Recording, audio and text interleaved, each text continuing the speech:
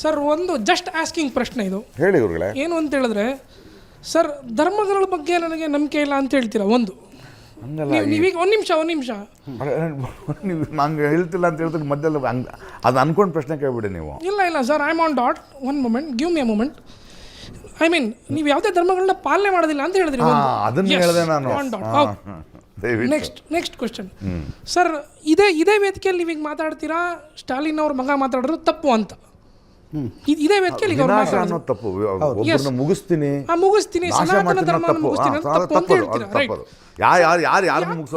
Absolutely right sir. ಈ double standard ಯಾಕೆ? ಸನಾತನಿ ಅನ್ನೋ ಟ್ವಿಟರ್ನಲ್ಲಿ, ಐ ಮೀನ್ ನಿಮ್ಮ ಟ್ವಿಟರ್ ಖಾತೆಯಲ್ಲಿ ಸನಾತನಿ ಅನ್ನೋ ಪದ ನೀವೇನಕ್ಕೆ ಬಳಸೋದಿಲ್ಲ? ಟನಾಟನಿ ಅಂತ ಏನಕ್ಕೆ ಬಳಸ್ತೀರಾ? ಒಂದು ನಿಮಿಷ ಗಿವ್ ಮಿ ಅ ಮೊಮೆಂಟ್. ಟನಾಟನಿ ಅನ್ನೋ ಪದದ ಅರ್ಥ ನಿಮ್ಮ ಪ್ರಕಾರ ಏನು? ವಾಟ್ ಈಸ್ ಟನಾಟನಿ ಸರ್? ಶುಕ್ರವಾರದೊತ್ತು ಕೆಲವರು ಪೂಜಾ ಕಾರ್ಯಕ್ರಮ ಮುಗಿಸ್ಕೊಂಡು ಕಲ್ಲು ಎಸೆಯೋರ ಬಗ್ಗೆನೂ ನೀವು ಮಾತಾಡಬಹುದಲ್ವಾ? ಇದೇ ಅವರೆಲ್ಲರೂ ತನಾತನಿಗಳು. ಓಕೆ. ಎನಿಬಡಿ ಹೂ ಮಿಸ್ಯೂಸಸ್ ಧರ್ಮ. ಸಿ, ಧರ್ಮ ಅನ್ನೋದು ಇದೆಯಲ್ಲ, ಮನುಷ್ಯನಿಗೆ ಒಂದು ನಂಬಿಕೆ ಬೇಕು. ಅದು ಭಾಳ ಬ್ಯೂಟಿಫುಲ್ ಆದ ಸ್ಪೇಸು. ಅವನನ್ನು ಸುಂದರವಾಗಿ ನೋಡಿ, ದೇವಸ್ಥಾನಕ್ಕೆ ಒಬ್ಬರು ಯಾರು ನಾನು ರೇಪ್ ಮಾಡಬೇಕು ಹೆಲ್ಪ್ ಮಾಡು ಅಂತ ಕೇಳಲ್ಲ. ಯಾಕೆ ಶಕ್ತಿಪೀಠ ಅಂತೀವಿ ಒಂದು ದೇವಸ್ಥಾನ ನಾವು? ಅಲ್ಲಿ ನಾನು ಕೊಲೆ ಮಾಡೋಕ್ಕೆ ಪರ್ಮಿಷನ್ ಕೊಡೋ, ರೇಪ್ ಮಾಡಿ ಕೇಳಲ್ಲ. ಎಲ್ಲ ಮನಸ್ಸುಗಳು ಒಳ್ಳೇದಕ್ಕೆ ಬರ್ತಾವಲ್ಲ, ಅದಕ್ಕೆ ಶಕ್ತಿಪೀಠ. ಮನುಷ್ಯರ ಪಾಸಿಟಿವ್ ಎನರ್ಜಿನ ಶಕ್ತಿಪೀಠ. ಅದ್ರ ಸೋಗ್ನಲ್ಲಿ ಕೆಲವು ವಿಕಾರಗಳಿರ್ತಾರಲ್ಲ, ಅವ್ರು ತಪ್ಪು. So why target on only ಸನಾತನಿಸ್? ಸನಾತನಿ ನಾನು ಹೇಳಿದ್ರಿ, ತಾನಾತನ್ ಅಂತ ಹಿಂದಿ ಭಾಷೆ ಇದೆ. ಓಕೆ. ಮಾಡ್ಕೊಂಡಿರ್ತಾರಲ್ಲ ಅವ್ರವ್ರ ಬೇಳೆ ಅಲ್ಲಲ್ಲಿ ಬೇಯಿಸ್ಕೊಳ್ತಾರಲ್ಲ. ನಿಮ್ಮ ಟ್ವಿಟರ್ ಖಾತೆಯಲ್ಲಿ ನೀವು ಸ್ಪಷ್ಟನೆ ಕೊಡ್ಬೋದಾ? ನಾನು ಯಾವುದೇ ರೀತಿಯ ಸನಾತನಿಗಳಿಗೆ ನಾನು ಯಾವುದೇ ರೀತಿಯ ಅವಹೇಳನಕಾರಿ ಹೇಳಿಕೆ ಕೊಟ್ಟಿಲ್ಲ, ನೀವು ಸ್ಪಷ್ಟನೆ ಕೊಡ್ಬೋದಾ ನಿಮ್ಮ ಟ್ವಿಟರ್ ಖಾತೆಯಲ್ಲಿ? ಇದು ಆಕ್ಚುಲಿ ಚೆನ್ನಾಗಿದೆ. ನಾನು ಕೊಟ್ಟೇ ಇಲ್ವಲ್ಲ ಸರ್. ಹೌದು ಸರ್, ನಾನು ಮಿಸ್ಗೈಡ್ ಮಾಡ್ಲಿಕ್ಕೆ ಹೋಗ್ಬೇಡಿ. ಸುಮಾರು ಜನ ವ್ಯೂವರ್ಸ್ ನೋಡ್ತಾ ಇರ್ತಾರೆ. ಪ್ಲೀಸ್ ನೋಡ್ಲಿ, ಪ್ಲೀಸ್ ಹೇಳಿ ಸರ್. ಹೇಳಿ ಸರ್. ನೀವು ಅದನ್ನ ಪ್ರಶ್ನೆ ಕೇಳ್ತಾರಲ್ಲ, ನಾನು ತನಾತನಿ ಪಾರ್ಲಿಮೆಂಟ್ ಅಂತ ಹಾಕಿದೆ.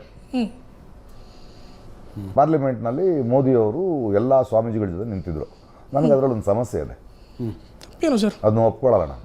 ತಪ್ಪೇನು? ಮೋದಿಯವರು ಹೋಮವನ್ನು ಅವ್ರ ಮನೇಲಿ ಮಾಡಿದ್ರೆ ನಂಗೆ ಪ್ರಾಬ್ಲಮ್ ಇಲ್ಲ. ಓಕೆ. ಆದರೆ ಇಷ್ಟು ವೈವಿಧ್ಯ, ಬೇರೆ ಬೇರೆ ಧರ್ಮ ಇರೋರಿದಾರಲ್ಲ, ಇವ್ರುಗಳ ಮಧ್ಯೆ ನಾನು ನಮ್ಮ ಸಂವಿಧಾನದೊಳಗೆ ಮಾಡೋದು ನನಗೆ ಸಮಸ್ಯೆ ಇದೆ ಅದರಲ್ಲಿ. ಓಕೆ. ನೋಡಿ, ಅಲ್ಲಿ ನೀವು ಒಬ್ಬ ಪ್ರೆಸಿಡೆಂಟು ನಾನು ಇನ್ವೈಟ್ ಮಾಡದಿದ್ರೆ ಆಕೆ ಟ್ರೈಬಲ್ಲು, ಬುಡಕಟ್ಟಿನವಳು, ಆಕೆ ಹಿಂದೂ ಅನ್ನೋ ಕಾರಣಕ್ಕೆ ಇನ್ವೈಟ್ ಮಾಡಿಲ್ವ ಅಂತ ಡೌಟ್ ಬರುತ್ತೆ ನನಗೆ. ನನಗದು ನಿಮಗೆ ಸಂಶಯ ಬರುತ್ತೆ, ಅವ್ರು ಟ್ರೈಬಲ್ ಅನ್ನೋ ಕಾರಣಕ್ಕೆ ಇನ್ವೈಟ್ ಮಾಡಿಲ್ಲ. ಯಾಕೆ ಇನ್ವೈಟ್ ಮಾಡಿಲ್ಲ? ಅನ್ಟಚಬಲ್ ಅಂತಾನ? ಯಾಕಂದ್ರೆ ಅಲ್ವಾ ಹಂಗಲ್ವಾ? ಯಾಕಂದ್ರೆ ಹೋಮ ಮಾಡ್ಬೇಕಾದ್ರೆ ಬರಬಾರ್ದಲ್ವ ಅವರು? ಅಸ್ಪೃಶ್ಯರು ದೇವಸ್ಥಾನಕ್ಕೆ ಬರಬಾರ್ದು ಅನ್ನೋ ರೂಲ್ ಇದೆ ರೀ. ಆಯಾ ದೇವರು ಅವ್ರು ಒಪ್ಕೊಳ್ಳಲ್ಲ. ಅದು ಇದೆ ರೀ ದೇಶದಲ್ಲಿ. ಇಲ್ಲ ಅಂತ ಹೇಳ್ಬಿಡ್ರಿ, ಯಾಕ್ರಿ ಹಿಂಗೆ ಮಾಡ್ತೀರಿ ನೀವು? ಸರ್, ಕಾಲ ಬದಲಾಗಿದೆ ಸರ್. ನನ್ನ ಪಾರ್ಲಿಮೆಂಟ್ ಒಳಗೆ ನಿಮ್ಮ ದೇವ್ರನ್ನ ತೊಗೊಂಬರ್ಬೇಡಿ. ಯಾಕಂದ್ರೆ ಭಾಳ ಜನ ಬೇರೆ ಬೇರೆ ಹಾಕಿರೋ ಓಟು ಅವರ ಸರ್ಕಾರ ಯಾರನ್ನ ಕರ್ಕೊಂಬರ್ಬೇಡಿ ಅಂತೀನಿ. ಒಂದು ನಿಮಿಷ. ನೀವು ನಿಮ್ಮ ಮನೆಯೊಳಗೆ ದೊಡ್ಡ ಹೋಮ ಮಾಡಿ, ಅದು ನಿಮ್ಮ ನಂಬಿಕೆ. ನಾನು ದೊಡ್ಡ ನಿಮ್ಮ ನಂಬಿಕೆ, ಅದು ನನಗೇನು ಸಮಸ್ಯೆ ಇಲ್ಲ ಅದರಲ್ಲಿ. ಉಚ್ಚ ನ್ಯಾಯಾಲಯದಲ್ಲಿ ನ್ಯಾಯಕ್ಕೋಸ್ಕರ ಭಗವದ್ಗೀತೆಯನ್ನು ಮುಟ್ಟಿಸ್ತಾರೆ. ಅದನ್ನ ಒಪ್ತೀರಾ ನೀವು? ಅದನ್ನ ಒಪ್ತೀರಾ ನೀವು? ಕಾರಣ ಇಟ್ಕೊಂಡಿದ್ದಾರೆ ಅವರು, ಅದನ್ನ ಪಾಪ ಪ್ರಜ್ಞೆ ಹುಟ್ಟಿಸೋಕ್ಕೆ. ಉಚ್ಚ ನ್ಯಾಯಾಲಯದಲ್ಲಿ ಭಗವದ್ಗೀತೆ ಮೇಲೆ ಕೈ ಇಟ್ಟು ಪ್ರಮಾಣ ಮಾಡಬೇಕು. ಒಬ್ಬ ಮುಸ್ಲಿಮ್, ಒಬ್ಬ ಕ್ರಿಶ್ಚಿಯನ್ ಅದ್ರ ಮೇಲೆ ನಂಬಿಕೆನೇ ಇಲ್ಲ, ಅವ್ನು ಪ್ರಮಾಣ ಮಾಡಿ ಸುಳ್ಳು ಹೇಳ್ಬೋದಲ್ಲ? ನಮ್ಮ ದೇಶ ನಾವು ಕೊಟ್ಟಿರೋ ದೇಶ ಇದು ಮನಸ್ಸಾಕ್ಷಿಗೆ ಸಂಬಂಧಪಟ್ಟ. ಅಯ್ಯೋ, ಇದ್ರ ಮೇಲೆ ಕೈ ಇಟ್ಟು ನಾನು ಸುಳ್ಳು ಹೇಳ್ಬಾರ್ದು ಅಂತ ಒಬ್ಬ ಹಿಂದೂ ಧರ್ಮ ಪಾಲಿಸೋನು, ಭಗವದ್ಗೀತೆ ನಂಬೋನು ಮಾಡ್ತಾನೆ. ಓಕೆ. ಅವನಿಗೊಂದು ಭಯ ಇರಲಿ, ಮನಸ್ಸಾಕ್ಷಿಗೊಂದು ಭಯ ಇರಲಿ, ದೇವ್ರ ಮೇಲೆ ಆದ್ರೂ ಒಂದು ಭಯ ಇರಲಿ ಅಂತ ಇಟ್ಟರು. ಮುಸ್ಲಿಮ್ ಅದ್ರ ಮೇಲೆ ಇಟ್ಟು ಪ್ರಮಾಣ ಮಾಡೋದ್ರೆ ಹೆಂಗೆ? ಸ್ನಾತಕೋತ್ತರ ಕೃಷಿ ವಿದ್ಯಾರ್ಥಿ ಉತ್ಕರ್ಷ್ ಅಂತ. ನನ್ನ ಪ್ರಶ್ನೆ ಏನಂತ, ರೀಸೆಂಟಾಗಿ ನೀವು ಒಂದು ಟ್ವೀಟ್ ಮಾಡ್ತೀರಾ. ಏನು ಅಂತಂದರೆ, ಅಂಬೇಡ್ಕರ್ ಮತ್ತು ಪೆರಿಯಾರ್ ಒಂದು ಫೋಟೋ ಹಾಕಿ ನೀವು ಟ್ವೀಟ್ ಮಾಡ್ತೀರಾ. ಸೊ ಒಂದೇನಂತಂದರೆ, ಇದೇ ಪೆರಿಯಾರ್ ಅವರ ಆರ್ಯ ದ್ರಾವಿಡ ಸಿದ್ಧಾಂತವನ್ನು ಅಂಬೇಡ್ಕರ್ ವಿರೋಧ ಮಾಡಿದ್ರು. ಮತ್ತು ಅವರೇ ಪೆರಿಯಾರೇ ಹೇಳ್ತಾರೆ, ಅಂಬೇಡ್ಕರ್ ಅವರು ಬ್ರೈಬ್ ಮಾಡಿದ್ದಾರೆ, ಬ್ರಾಹ್ಮಣರನ್ನು ಅವರು ಬ್ರೈಬ್ ಮಾಡಿದ್ದಾರೆ, ಸಂವಿಧಾನವನ್ನು ರಚನೆ ಮಾಡಿದ್ರು, ನೀವು ಸಂವಿಧಾನದ ಪ್ರತಿಗಳನ್ನು ಸುಟ್ಟಾಕಿ ಅಂತ ಅಂಬೇಡ್ಕರ್ ವಿರೋಧವಾಗಿ ಅವರು ಮಾತಾಡ್ತಾರೆ. ಸೊ ಎಲ್ಲೋ ಒಂದು ಕಡೆ ನನ್ನ ಪ್ರಶ್ನೆ ಏನಂತಾನೆ, ನೀವೇನು ಬಿಂಬಿಸ್ಲಿಕ್ಕೆ ಹೊರಟಿದ್ದೀರಾ ಅಂಬೇಡ್ಕರ್ ಮತ್ತು ಪೆರಿಯಾರ ಸಿದ್ಧಾಂತ ಒಂದೇ ಅಂತ? ಎಲ್ಲೋ ಒಂದು ಕಡೆ ಪ್ರಚಾರಕ್ಕೋಸ್ಕರ ಈ ರೀತಿ ಕೆಲಸವನ್ನು ಮಾಡ್ತೀರೋ, ಅಥವಾ ನಿಮಗೆ ಇತಿಹಾಸದ ಸ್ಪಷ್ಟತೆ ಇಲ್ವೋ, ವಿಚಾರದ ಸ್ಪಷ್ಟತೆ ಇಲ್ವೋ? ದಯವಿಟ್ಟು ಒಂದಷ್ಟು ಬೆಳಕು ಚೆಲ್ಬೇಕು ನೀವು. ಇಬ್ಬರು ಇದ್ರು ಅನ್ನೋ ಒಂದು ಆ ನಂಬಿಕೆ ನಾನು ಇಷ್ಟಪಡ್ತೀನಿ, ಆ ಸಿದ್ಧಾಂತನ ಇಷ್ಟಪಡ್ತೀನಿ. ಅವರಿಬ್ಬರು ಅದಕ್ಕೆ ಅದನ್ನು ಟ್ವೀಟ್ ಹಾಕ್ದೆ ನಾನು. ಮೂಢನಂಬಿಕೆಯನ್ನು ನಿವಾರಿಸಬೇಕು ಅಂದಾಗ ಅವರಿಬ್ಬರು ನಿಂತ್ಕೊಳ್ತಾರೆ. ನೀನು ಫುಲ್ ಡೀಟೇಲ್ ಅವರಿಬ್ಬರ ಮಧ್ಯೆ ವೈರುಧ್ಯಗಳಿರ್ಬೋದು, ಅದರಿಂದ ನೀನು ಅವರಿಬ್ಬರನ್ನ ಬೇರೆ ಬೇರೆಯಾಗಿ ನೋಡಲ್ಲ ನಾನು. ಮೂಢನಂಬಿಕೆಗಳ ಬಗ್ಗೆ ಪೆರಿಯಾರು, ಕಲೆಂಗರು, ಕರುಣಾನಿಧಿಯವರು, ಬಸವಣ್ಣನವರು ಎಲ್ಲರೂ ಮಾತಾಡಿದ್ದಾರೆ. ಇವಾಗ ತಮಿಳುನಾಡಲ್ಲಿ ನಡೀತಿರ್ಬೇಕಾದ್ರೆ ಅದು ಮೂಢನಂಬಿಕೆಗಳ ವಿರುದ್ಧವಾದ ಮಾತಾಗಿತ್ತದು. ಅದು ಸನಾತನ ಧರ್ಮ ಅಂತ ಮಾತಾಡಿದ್ದಲ್ಲ, ಅದನ್ನು ತಿರುಗಿಸಿದ್ದಾರೆ. ಓಕೆ, ಆ ಮನುಷ್ಯನ ಮಾತನ್ನ ಅದು ಇರಲಿಲ್ಲ ಆ್ಯಕ್ಚುಲಿ. ಆದರೆ ಅದು ಇಲ್ದಿದ್ರೂ ಹಾಗೆ ಅರ್ಥ ಆಗಿದ್ದರೆ ಸಾರಿ ಕೇಳ್ಬಿಡ್ಬೇಕು. ಅದನ್ನು ನಾನು ಹೇಳಿದೆ. ಸೊ ಆ ಮೂಢನಂಬಿಕೆಗಳು ಮಾತಾಡಿದ್ರೆ ಹಾಗೆ ನಿಂತ್ಕೋತಾರೆ. ಈ ವಿಷಯದಲ್ಲಿ ಅವರಿಬ್ಬರಿಗೂ ವೈರುಧ್ಯ ಇತ್ತು, ಎರಡು ಸಿದ್ಧಾಂತ ಒಂದಲ್ಲ, ಭಿನ್ನಾಭಿಪ್ರಾಯಗಳು ಇದ್ದಿರ್ಬೋದು ರೀ. ಮೂಢನಂಬಿಕೆಗಳ ಬಗ್ಗೆ ಇಬ್ಬರಿಗೂ ಒಂದೇ ಅಭಿಪ್ರಾಯ ಇತ್ತಾ ಇಲ್ವೋ? ಎಕ್ಸಾಕ್ಟ್ಲಿ. ನೋಡಿ, ನಾವಿಲ್ಲಿ ನಾನು ಹೇಳ್ತೀನಿ ಕೇಳಿರ, ಬುದ್ಧಿವಂತರಾಗೋದು ಬೇಡ, ಹಾಂ, ಎಸ್, ಮನಸ್ಸಿನ ಮಾತು ಮಾತಾಡ್ಕೊಳ್ಳ. ಮನಸ್ಸಿನ ಮಾತು ಮಾತಾಡ್ಕೊಳ್ಳೋಣ. ಎಕ್ಸಾಕ್ಟ್ಲಿ. 1970s ನನಗೆ ಗೊತ್ತು, ನನ್ನ ಹಿಸ್ಟ್ರಿ ಗೊತ್ತು, ಬೇಡ. ಹಾಂ, ಎಸ್. ಒಂದು ನಿಮಿಷ ರೇ, ಹಿಂದೆ ಯಾರೋ ಅದು ಅವ್ನು ನನ್ನ ಪೆದ್ದ. ಏನಪ್ಪ ಈಗ ನಿನ್ನ ಕತೆ? ಓಕೆ, ಏನಯ್ಯ? ಒಂದು ನಿಮಿಷ ನಾನು ಪೆದ್ದ ಸರ್, ಸ್ವಲ್ಪ ಇತಿಹಾಸ ಗೊತ್ತಿಲ್ಲ, ಮಾತಾಡ್ತೀನಿ, ಏನು ಮಾಡ್ತೀಯಾ? ಆಯ್ತು ಪ್ರಕಾಶ್ ರಾಜ್ ಅವರೇ, ಇತಿಹಾಸ ಗೊತ್ತಿಲ್ಲ, ಕೈ ತೋರಿಸ್ತಿಲ್ಲ. ಒಂದು ನಿಮಿಷ ಕೈ ತೋರಿಸ್ಲಿಲ್ಲ. ಒಂದು ನಿಮಿಷ ನೀವೊಂದು ಪಾಯಿಂಟ್ ಅನ್ನು ರೇಸ್ ಮಾಡಿದ್ದೀರಿ. ಅವರು ಅದಕ್ಕೊಂದು ಆಕ್ಟಿಂಗ್ ಗೊತ್ತಾನೆ ನಿಂಗೆ? ನನ್ನ ಆಕ್ಟಿಂಗ್ ಗೊತ್ತಾ? ಏನಯ್ಯ ನೀನು ಅಂದ್ರೆ ಹೆಂಗಿರುತ್ತೆ ನಿಂಗೆ? ಇರೋ ಕೇಳೋದಕ್ಕಿದೆ, ದಯವಿಟ್ಟು ಏನೋ ಒಂದು ಕೇಳೋದಕ್ಕಿದೆ. ಪ್ರಕಾಶ್ ರಾಜ್ ಅವರೇ, ಈ ತಲೆಮಾರಿನ ಅತಿ ದೊಡ್ಡ ಸಮಸ್ಯೆ ನನಗನ್ಸೋದು, ನೀವೀಗ ಈ ಕರೆಕ್ಟಾಗಿ ಆ ಪಾಯಿಂಟಿಗೆ ಬಂದ್ರಿ. ಮೂಢನಂಬಿಕೆ ಅನ್ನೋ ವಿಷಯದಲ್ಲಿ ಪೆರಿಯಾರು, ಅಂಬೇಡ್ಕರ್ ಒಂದೇ ಅಭಿಪ್ರಾಯವನ್ನು ಇಟ್ಕೊಂಡಿದ್ರು, ಆದ್ದರಿಂದ ಅವರು ನನಗೆ ಸಮಾನರನ್ನಿಸ್ತಾರೆ. ಆ ವಿಷಯದಲ್ಲಿ ಎಕ್ಸಾಕ್ಟ್ಲಿ ದಟ್ಸ್ ವಾಟ್ ನಮಗೆ ಈ ತಲೆಮಾರಿನ ಅತಿ ದೊಡ್ಡ ಸಮಸ್ಯೆ. ನಾನು ಈ ಸಿದ್ಧಾಂತದವರು ಆ ಸಿದ್ಧಾಂತದವರು ಅಂತ ಹೇಳೋದಿಲ್ಲ. ಒಂದು ವ್ಯಕ್ತಿಯನ್ನು ಪೂರ್ತಿಯಾಗಿ ಇಷ್ಟಪಡಬೇಕು, ಅಥವಾ ಹಂಗಾಗೋದಿಲ್ಲ ಅದು. ಒಬ್ಬ ವ್ಯಕ್ತಿಯಲ್ಲಿನ ಒಂದು ಗುಣ ನಿಮಗೆ ಬಹಳ ಇಷ್ಟ ಆಗುತ್ತೆ, ಆ ಗುಣವನ್ನು ಆರಾಧಿಸಿ, ಆ ಗುಣವನ್ನು ಫಾಲೋ ಮಾಡಿ, ಅದೇ ವ್ಯಕ್ತಿ ಇನ್ನೊಂದೇನೋ ಅಧ್ವಾನಕಾರಿಯಾಗಿ ಮಾತಾಡಿದರೆ ಅಧ್ವಾನಕಾರಿಯಾಗಿ ಮಾತಾಡಿದ್ದು ತಪ್ಪು ಅಂತ ಹೇಳುವ ಧೈರ್ಯ ನಿಮ್ಮಲ್ಲಿ ಇರಬೇಕು. ಹಾಗೆ ಒಬ್ಬ ಬ್ರಾಹ್ಮಣ ಮತ್ತು ದಲಿತ ಒಟ್ಟೊಟ್ಟಿಗೆ ಒಬ್ಬ ಬ್ರಾಹ್ಮಣ ಮತ್ತು ಒಂದು ಹಾವು ಒಟ್ಟೊಟ್ಟಿಗೆ ಬಂದರೆ ಮೊದಲು ಬ್ರಾಹ್ಮಣನನ್ನು ಕೊಲ್ಲಬೇಕು ಅಂತ ಪೆರಿಯಾರ್ ಹೇಳಿದ್ದನ್ನು ಯಾರು ಒಪ್ಪೋದಕ್ಕೆ ಸಾಧ್ಯನಾ ಇವತ್ತಿಗೆ? ನೋ. ಹಾಗಂತ ನೀವು ಪೆರಿಯಾರ್ನ ಅಷ್ಟು ಸಿದ್ಧಾಂತವನ್ನು ತೆಗೆದುಹಾಕ್ತೀನಿ ಅನ್ನೋದಕ್ಕಾಗೋದಿಲ್ಲ. ಅವರು ಸಮಾಜದಲ್ಲಿರುವ ಮೇಲು ಕೀಳಿನ ವಿರುದ್ಧ ಹೋರಾಡಿದ್ರಪ್ಪ, ಅದು ನಮ್ಮೆಲ್ಲರದು ಕೂಡ ಅಭಿಪ್ರಾಯ ಅದೇ ಆಗಬೇಕು. ಹಾಗೆ RSS ಅನ್ನುವಂಥ ಒಂದು ಎಲ್ಲ ಧರ್ಮಗಳಲ್ಲೂ ಸಮಸ್ಯೆ ಇದೆ ರೀ. ನಾನು ಹೇಳ್ತೀನಿ ಕೇಳಿ. ಅಲ್ಲ, ಒಂದು ನಿಮಿಷ. ಇವಾಗ 4 ಜನ ಮದುವೆ ಆಗ್ಬೋದು, ತಲಾಕ್ ಅಂದ ತಕ್ಷಣ ಹೋಗ್ಬಿಡೋದು ಎಷ್ಟು ಕೆಟ್ಟದ್ರಿ ಹೆಂಗಸರಿಗೆ. ಹೌದು, ಅಲ್ವಾ? ಅದನ್ನ ನಾವು ಪ್ರಶ್ನೆ ಮಾಡ್ಬೇಕು ಬಿಡೋ ಪ್ರಕಾಶ್ ರಾಜ್. ಅದಕ್ಕೆ ನಾನು ಬರ್ತಾ ಇದ್ದೆ. ಬಾಲ್ಯ ವಿವಾಹ ತಪ್ಪುತ್ತಾನೆ ನಮ್ಮ ಸಂಸ್ಕೃತಿಯಲ್ಲಿ ಇದ್ದಿದ್ದು. ವಿಧವೆಯನ್ನು ಬೋಳಿಸೋದು, ಮರು ವಿವಾಹ ಮಾಡಬಾರ್ದು ತಪ್ಪುತ್ತಾನೆ.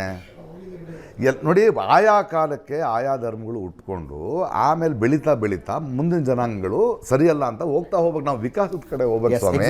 ಮತ್ತೆ ಯಾಕೆ ವಾಪಸ್ ಹೋಗ್ಬೇಕು ನಾವು ಅಂತೀನಿ ನಾನು. ಎಸ್ ಪ್ರಕಾಶ್ ರಾಜ್ ಅವರು, ಅದನ್ನೇ ನಾನು ಹೇಳ್ತಾ ನಮ್ದೇ ಶ್ರೇಷ್ಠ ನಿಮ್ದೇ ಶ್ರೇಷ್ಠ ಬೇಡ ಸ್ವಾಮಿ. ಪ್ರಕಾಶ್ ರಾಜ್ ಅವರು, ನಾನು ಹೇಳ್ತಾ ಇದ್ದದ್ದು ಅದು. ಈಗ ಪೆರಿಯಾರ್ನಲ್ಲಿರೋ ಒಂದು ಒಳ್ಳೆಯ ಗುಣವನ್ನು, ಅಂಬೇಡ್ಕರ್ರಲ್ಲಿರುವ ಅವರು ಮಾಡಿದಂಥ ವಾದದಲ್ಲಿನ ಒಂದು ಉತ್ತಮ ಗುಣವನ್ನು ಆರಿಸಿಕೊಂಡು ಅದರಿಂದ ನಾನು ಐಡಿಯಲೈಸ್ ಹಿಮ್ ಅನ್ನೋದು ತಪ್ಪಲ್ಲ. ದಟ್ ಈಸ್ ಆದರೆ ಈಗ ಅಸ್ಪೃಶ್ಯತೆಯ ವಿಷಯದಲ್ಲಿ RSSನ ನಿಲುವನ್ನು ನೀವು ಬೆಂಬಲಿಸ್ತೀರಾ? ನಂಗೆ ಗೊತ್ತಿಲ್ಲ ಸ್ವಾಮಿ, ಏನು ಅವ್ರ ನಿಲುವು? ಅಸ್ಪೃಶ್ಯತೆ ಪಾಪ ಅಲ್ಲ ಅನ್ನೋದಾದ್ರೆ ಈ ಜಗತ್ತಿನಲ್ಲಿ ಯಾವುದೂ ಪಾಪ ಅಲ್ಲ ಅಂತಾರೆ ಅವರು. ಅದು ಪಾಪ ಅಂತಾರಲ್ವಾ? ಹೌದು, ಒಳ್ಳೆ ಕರೆಕ್ಟ್ ತಾನೆ ಅದು. ಅಲ್ಲಲ್ಲ, ಅದನ್ನ ಆ ರೀತಿಯಾಗಿ ನೀವು ಹೌದು ಬೆಂಬಲಿಸಬೇಕಲ್ರಿ. ಅದು ಒಳ್ಳೆ ಬೆಂಬಲಿಸ್ತೀರಿ. ಅದಕ್ಕೆ ನಾನು ಹೇಳಿದ್ದು ಒಪ್ಕೊಳಕ್ಕಾಗಲ್ಲ. ಎಸ್. ಹಾಗೆ ಒಂದು ಸಂಘಟನೆ, ಒಬ್ಬ ವ್ಯಕ್ತಿ, ಐ ಹೇಟ್ ಹಿಮ್, ನೋ. ಎಲ್ಲದರಲ್ಲೂ ಒಳ್ಳೆಯದಿರಬಹುದು, ಎಲ್ಲದರಲ್ಲೂ ಒಳ್ಳೆಯದಿರಬಹುದು, ಎಲ್ಲದರಲ್ಲೂ ಹೇಟ್ರೆಡ್ ತುಂಬಾ ಡೇಂಜರಸ್ ವರ್ಡ್. ದ್ವೇಷಿಸಬಾರ್ದು. ನೀವು ಇಷ್ಟ ಇಲ್ಲದೆ ಇರ್ಬೋದು, ನೀವು ವಿರೋಧಿಸ್ಬೋದು, ಅಭ್ಯಂತರ ಇರ್ಬೋದು. ದ್ವೇಷ ತುಂಬ ಸ್ಟ್ರಾಂಗ್ ವರ್ಡ್. ಅದು ನಮ್ಮೊಳಗೆ ಬರಬಾರ್ದು. ಅದು ಕೊನೆಗೆ ನಮ್ಮನ್ನೇ ಸುಡುತ್ತೆ. ಯಾವ ದ್ವೇಷ ಅಷ್ಟು ಇರಬಾರ್ದು. ಕೊಲ್ಲೋ ಅಷ್ಟು, ಹೊಡಿತೀನಿ ಅನ್ನೋಷ್ಟು ಕ್ರೌರಿಗಳು ಒಳ್ಳೇದ. ಅದೇ ರೀತಿ ಕೆಲವು ಕಂದಾಚಾರಗಳ ವಿಷಯದ ಬಗ್ಗೆ ನೀವು ಮಾತಾಡಿದ್ರಿ. ಇಂಥದ್ದು ನಮ್ಮ ಸಮಾಜದಲ್ಲಿ ಇತ್ತಲ್ವಾ? ಇಲ್ಲ, ಡೆಫಿನೆಟ್ಲಿ ಬಂದಿದ್ದೀವಲ್ಲ ಹೊರಗಡೆ. ಎಸ್, ಹೊರಗಡೆ ಬಂದ್ವಿ, ಎಲ್ಲರಲ್ಲೂ ಹುಳುಕಿತ್ತು ಅಂತೀನಿ ನಾನು. Yes, exactly. ಅದೇನಾಗುತ್ತೆ, ಧರ್ಮದ ತಪ್ಪಲ್ಲ ಅದು. ಆಯಾ ಕಾಲದವ್ರು ಅವ್ರವ್ರಿಗೆ ಕೆಲವ್ರು ಇರ್ತಾರೆ, ವಿಕಾರಿಗಳಿರ್ತಾರೆ, ಅವ್ರು ಮಾಡ್ಕೊಂಡಿದ್ದದು. ಆ ಕ್ಲಚಸ್ ಇಂದ ಬರಕ್ಕೆ ಟೈಮ್ ಆಯ್ತು ನಮಗೆ ಅಂತ. S, exactly. ಅದು ಕ್ಲಚಸ್ ಇಂದ ಹೊರಗೆ ಬರಕ್ಕೆ ಯಾವಾಗ ಸಾಧ್ಯ ಆಗುತ್ತೆ ಅಂದ್ರೆ ಒಂದು ಸೆಲ್ಫ್ ಕರೆಕ್ಟಿಂಗ್ ಮೆಕ್ಯಾನಿಸಮ್ ಅನ್ನೋದು. ಸೆಲ್ಫ್ ಕರೆಕ್ಟಿಂಗ್ ಮೆಕ್ಯಾನಿಸಮ್, ಈ ಥರದ ಸಂವಾದ, ಎಸ್, ಜಗಳ ಆಡದೆ ಒಬ್ಬರನ್ನು ಮಾಡಿ ನೀನು ಸರಿ ನಾನು ಸರಿ ಅಂತ ಇಳಿಬಾರ್ದು. ಕಬಡ್ಡಿ ಮ್ಯಾಚ್ ಅಲ್ಲ ಇದು. ಎಸ್, ಆ ಸೆಲ್ಫ್ ಕರೆಕ್ಟಿಂಗ್ ಮೆಕ್ಯಾನಿಸಮ್ ಈ ಸಂಸ್ಕೃತಿಯಲ್ಲಿದೆ. ಅದಕ್ಕೆ ಕಾರಣ ಏನು ಮೊದಲಿಂದಾನು ಇದೆ. ಎಸ್, ಅದಕ್ಕೆ ಕಾರಣ ಏನು ಕೆಲವರು ಅಂದ್ರೆ- ನಿನ್ನ ಜಗಳ ಆಡಿಸ್ಕೊಂಡು ಕೂತ್ಕೊಂಡಿರ್ತಾರೆ ಅವರು ಸರ್, ಮೇಲ್ಗಡೆ ಮಾಡ್ಬೇಕು. ಅದಕ್ಕೆ ಕಾರಣ ಏನು ಅಂದರೆ ಇದಂ ಮಿಥಂ ಅಂತ ಇಲ್ಲಿ ಯಾವ ಗ್ರಂಥದಲ್ಲೂ ಬರೆದಿಟ್ಟಿಲ್ಲ ಸರ್. ನೀವು ಇಷ್ಟೆಲ್ಲ ಚೆನ್ನಾಗಿ ಕನ್ನಡ ಮಾತ್ರ ನಂಗೆ ಗೊತ್ತಾಗಲ್ಲ. ಇದಂ ಮಿಥಂ ತುಂಬ ಬುದ್ಧಿವಂತರು ನೀವು, ಓದಿದಿರಿ ನೀವು. ದಾರಿ ತಪ್ಪಿಸೋದ್ರಲ್ಲಿ ಬುದ್ಧಿವಂತ. ನನಗೆ ಕನ್ನಡ ಇದಂ ಮಿಥಂ ಎಲ್ಲ ಗೊತ್ತಿಲ್ಲ, ಕನ್ನಡ ಅಲ್ಲ ಒಂದು ನಿಮಿಷ ಬಡ್ಡೆತ್ತದೆ ಕನ್ನಡ ನನಗೆ. ಹೀಗೆ ಇರಬೇಕು, ಇದು ಮಾತ್ರ ಮಾರ್ಗ, ಇದು ಒಂದೇ ದೇವರು, ಇದೇ ಪ್ರಾರ್ಥಿಸುವ ದಾರಿ ಅಂತ ಯಾರೂ ಬರೆದಿಟ್ಟಿರಲಿಲ್ಲ. ಅದರಿಂದಾಗಿ ಇಲ್ಲೊಬ್ಬ ಬುದ್ಧ ಹುಟ್ಟಕ್ಕೆ ಸಾಧ್ಯ ಆಯಿತು, ಇಲ್ಲೊಬ್ಬ ಬಸವಣ್ಣ ಹುಟ್ಟಕ್ಕೆ ಸಾಧ್ಯ ಆಯಿತು, ಇಲ್ಲೊಬ್ಬ ಮಹಾವೀರ ಹುಟ್ಟಕ್ಕೆ ಸಾಧ್ಯ ಆಯಿತು. ಅವ್ರವ್ರ ನಂಬಿಕೆಗಳು ಬಿಟ್ಬಿಡಿ ಅವ್ರನ್ನ. ಯಾರನ್ನ? ಇದೇ ದಾರಿ, ಇದೇ ದೇವರು ಅಂತ ಅನ್ಕೊಳ್ತಾರಲ್ಲ, ಅವ್ರನ್ನ ಬಿಟ್ಬಿಡಿ. ಅವ್ರು ಇನ್ನೊಬ್ಬರ ಮೇಲೆ ಹೇರಿದಾಗ ಮಾತ್ರ ಪ್ರಶ್ನೆ ಮಾಡಿ. ಅವ್ರನ್ನ ಬಿಟ್ಟುಬಿಟ್ರೆ ಬುಡಕ್ಕೆ ಬರುತ್ತೆ ಅನ್ನೋದನ್ನ ನಾನು ಹೇಳ್ತಾ ಅವ್ರು ಮಾಡ್ಕೊಂಡಿರ್ಲಿ ಬಿಡಿ, ಅದು ಇನ್ನೊಬ್ರು ಮಾಡಬೇಕು ಅಂತ ಹೇಳಿದಾಗ ಮಾತ್ರ ನಾವು ಕೇಳಬೇಕು. ನಾನು ಪ್ರಾರ್ಥಿಸುವ ಮಾರ್ಗಕ್ಕೆ ಇನ್ನೊಬ್ಬರನ್ನ ಕರೆದುಕೊಂಡು ಬರಬೇಕು ಅಂತ ಹೇಳುವ ಧರ್ಮ ಗ್ರಂಥ ಇದೆಯಲ್ಲ, ಆ ಧರ್ಮ ಗ್ರಂಥದ ಬಗ್ಗೆ ನಿಮ್ಮ ಅಭಿಪ್ರಾಯ? ತಪ್ಪು ಅಲ್ವಾ? ಅವ್ನು ಕನ್ವಿನ್ಸ್ ಮಾಡಕ್ಕೆ ಟ್ರೈ ಮಾಡಲಿ, ಬಂದರೆ ಬರಲಿ, ಫೋರ್ಸ್ ಮಾಡಿ ಕನ್ವರ್ಷನ್ ಎಲ್ಲ ಮಾಡಿದ್ರೆ ತಪ್ಪದು ಅಷ್ಟೇ.